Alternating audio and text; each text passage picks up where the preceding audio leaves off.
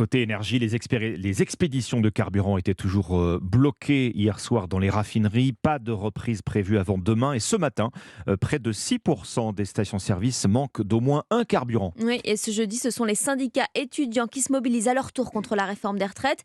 Des blocages hier dans une trentaine de facultés et d'écoles, mais jusqu'à présent, étudiants et lycéens sont plutôt rares dans les cortèges de manifestants. Mardi, par exemple, entre 50 et 300 lycées bloqués selon les sources, une goutte d'eau sur les 3750 établissements en France. Louise Salé, pourquoi ça ne prend pas? Eh bien, pour plusieurs raisons. D'abord parce qu'elle a compté sur le traditionnel blocus comme forme de mobilisation qui n'a plus vraiment de succès depuis la pandémie.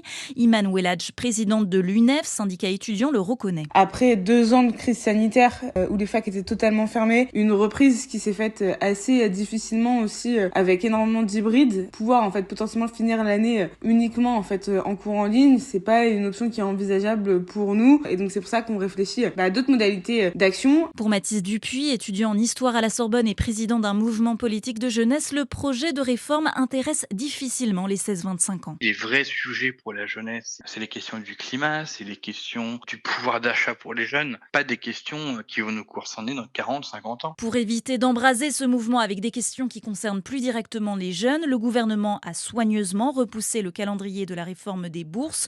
Une première annonce aurait dû être faite au mois de janvier. Louise Salé, spécialiste éducation d'Europe 1.